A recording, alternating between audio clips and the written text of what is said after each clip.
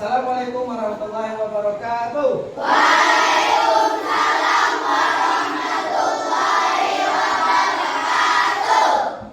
Apa kabar semuanya, anak-anak? Alhamdulillah, luar biasa. Allahu Akbar. Baik. Semuanya, apakah semuanya hadir semua ya? Hadir. Alhamdulillah, hadir semua. Baik, untuk mengawali acara kita pada hari ini, sebaiknya kita mendahulukan acara kita pada hari ini yaitu dengan membacakan doa kepada Ibunda. Bacakan ya, ini. Semua siap. Siap. Beri salam kepada Bapak Guru. Assalamualaikum warahmatullahi wabarakatuh. Berdoa dimulai. Bismillahirrahmanirrahim. Rabbi sholli sadri wa yassir li amri wahlul 'uqdatam min lisani yafqahu qawli. Rabbi zidni ilman warzuqni fahman. Amin. Oke, untuk selanjutnya kita menyanyikan lagu Indonesia Raya sebagai perwujudan kita kepada negara kita, Kesatuan Republik Indonesia. Kepada anak-anak semuanya, harap berdiri. Dan ya, terima kasih. Silakan duduk kembali. Ya, sama-sama ya. Bismillah.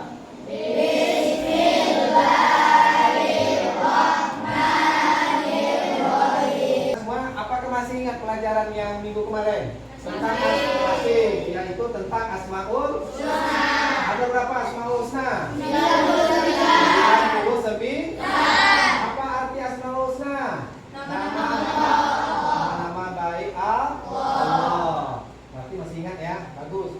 Untuk anak-anak semua, TP pelajaran kita hari ini yaitu setelah mempelajari materi hukum halal dan haram ini, diharapkan kepada anak-anak pertama itu menjelaskan definisi halal dan haram. Terus yang kedua, siswa juga dapat menyebutkan dasar hukum halal dan haram. Halal, ayo kalian semua, siapa yang bisa? Ya, Rara, silakan ya. Halal adalah segala sesuatu yang apabila digunakan atau dimakan tidak mendapat dosa. Halal juga berarti sesuatu yang diperbolehkan dalam syariat agama Islam. Iya, bagus. Terima kasih. Bagi siapa? Itu tentang halal. Nah, kan ada lagi. Yang itu apa arti dari haram? Siapa yang bisa ya? Ya, apa? Haram adalah sesuatu yang dilarang oleh Allah Subhanahu wa taala.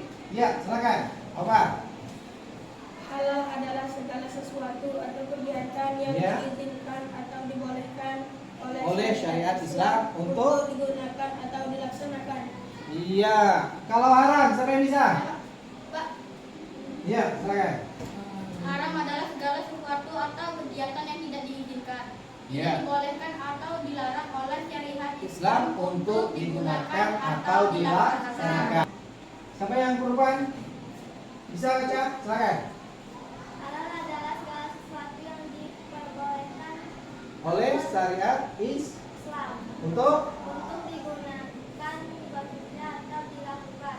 Nah, orang-orang itulah yang menyampaikan bahwa ini halal, bahwa ini haram, makanan ini haram, makanan itu haram. Nah, bagi tiga dasar hukumnya. Yang pertama adalah Al-Quran, Al-Hadis, dan Ijtihad. Nah, yang pertama kita pelajari yang dasar hukumnya adalah Al-Quran.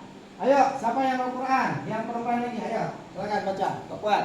Al-Quran adalah sumber hukum utama dalam ajaran Islam. Segala yang dihalalkan dalam Al-Quran adalah pasti halalnya, dan segala hal yang diharamkan dalam Al-Quran maka sudah pasti haramnya.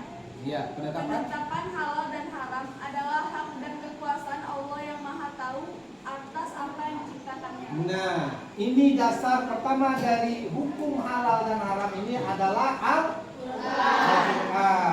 Itu ingat, semua hukum yang ada di alam semesta ini itu dasar hukumnya adalah Al-Quran. Itu artinya Al-Quran adalah sumber hukum utama dalam ajaran Al-Hadis. Nah, siapa yang tahu kita dimaksud dari Al-Hadis itu? Ayo, siapa yang tahu? Itu. Ya, silakan. Al-hadis atau al-sunnah adalah perkataan sabda, perbuatan, ketetapan dan tujuan dari Nabi Muhammad SAW yang dijadikan landasan syariat Islam.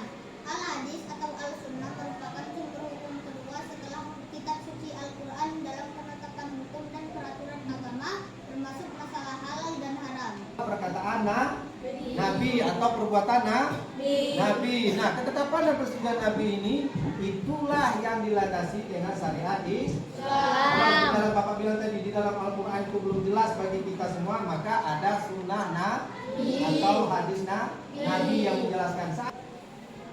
Secara umum yang dimaksud dengan ihtijaj adalah pengarahan segala upaya, pengetahuan, kemampuan, terutama kemampuan daya pikir yang dimiliki para muhtijaj untuk menggali dan menemukan hukum syariat. Iya, secara umum yang dimaksud dengan ijtihad adalah pengerahan segala upaya pengetahuan, kemampuan, terutama kemampuan daya pikir para ulama. Itu Bapak buat Majelis Ulama Indonesia. Orang-orang ini yang bisa membuat fatwa atau ijtihad atau hukum halal haram itu orang-orang ini. Nah, apa bagiannya? Ada bagian fatwa. Itulah orang-orang yang bisa. Tapi ada syarat-syarat orang yang bisa. Banyak ulama di Indonesia ini yang tidak bisa atau tidak dibolehkan membuat fatwa atau hukum. Yang dibolehkan yang sudah memenuhi syarat. Antaranya bisa ilmu Al-Quran, ilmu hadis, ilmu qiyas, dan termasuk ilmu fikih. Orang ini harus apa? Kalau baru bisa membuat fatwa. Halal makanan, minuman, pakaian, obat atau bahan-bahan yang boleh digunakan oleh umat Islam. Itu Bapak mau tanya satu pertanyaan. Mau Bapak ngomong yang kalau makanan kita, makanan misalkan bakso, kalau dicampur dengan zat yang bercampuran dengan babi, halal tidak dimakan? Jadi beli makanan itu harus dipilah, diseleksi. Itulah guna adanya ada di label makanan itu ada kadar luarsa dan kadar haram halal. Jelas ya? Soalnya ini halal dan haram itu sebab nah ini dia sebab halal dan haram. Halal dan haram bisa disebabkan oleh beberapa hal, baik zat yang pertama, sifat yang kedua, dan proses pengerjaannya. Zat itu dia zat asalnya. Sebab halal dan haram ini yang pertama zat asalnya. Contoh, Allah Subhanahu wa taala telah menetapkan sesuatu yang haram karena zat asalnya, seperti bangkai, darah, dan babi. Dalam Al-Quran surah Al-Baqarah ayat 170, sifat asalnya. Nah, sifat asalnya ini perbuatan dan sikap sifatnya buruk, mencuri, menipu, judi atau syirik diharamkan oleh Allah. Walaupun dengan niat, cara, dan hasil sebagus apapun tetap. Yang pertama, yang lagi siapa yang bisa? Ya, baca. Membiasakan penerapan halal dan haram kehidupan sehari-hari, yaitu dengan cara mulailah dari sikap mengakui dan meyakini bahwa hukum halal dan haram ditetapkan oleh Allah untuk kemaslahatan seluruh makhluk. Satu, dua, tiga. Menjauh, mendekat, menjauh, mendekat, tancap. Satu, dua, tiga. Menjauh, mendekat, menjauh, mendekat, menjauh,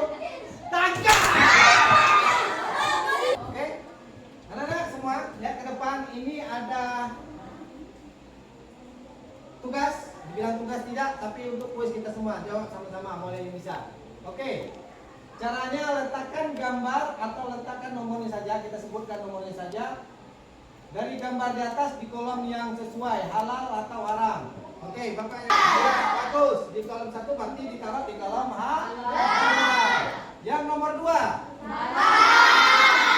Ya, ditaruh di kolom 2 haram. Kolom yang gambar nomor 2 ditaruh di kolom haram. Gambar nomor 3. Oke, itu apa namanya yang nomor 3 itu? Oke, itu halal, berarti ditaruh di kolom halal yang nomor 2.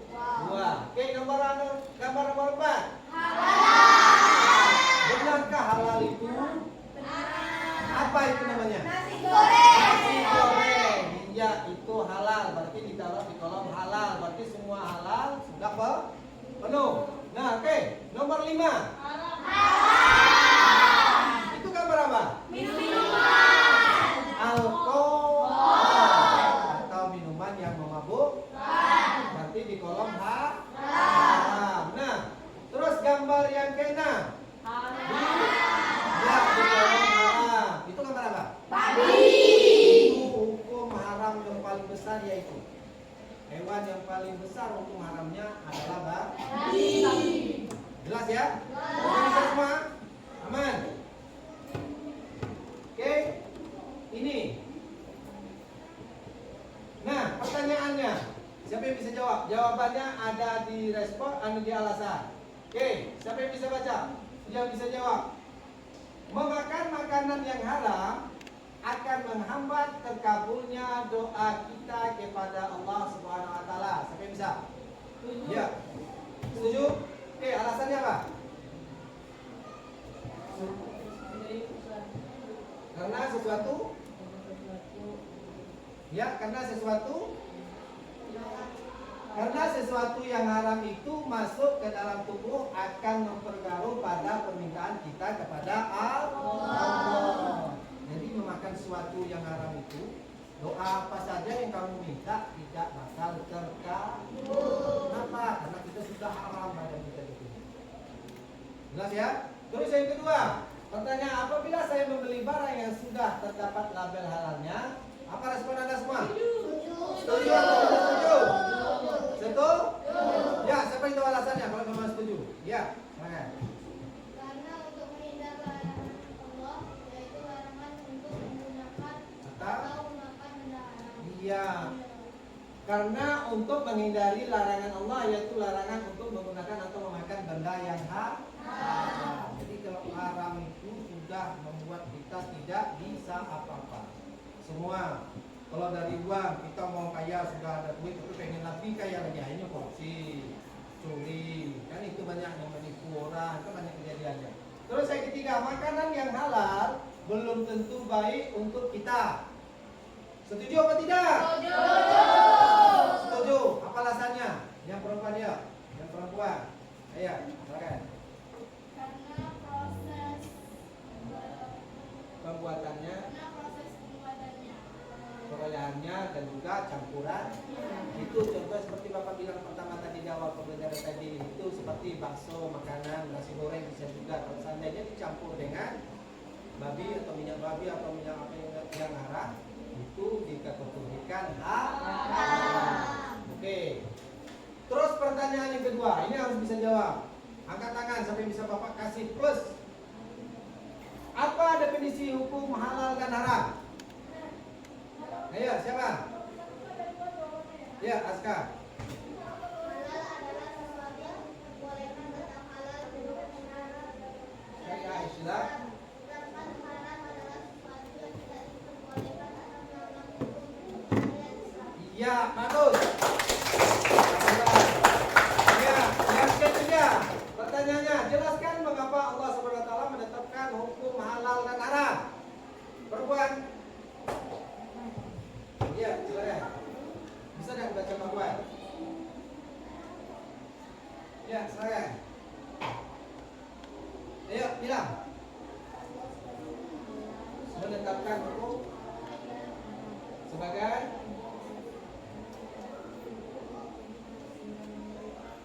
pedoman hidup yang baik. dan menjaga kesejahteraan umat manusia. Ya, bagus.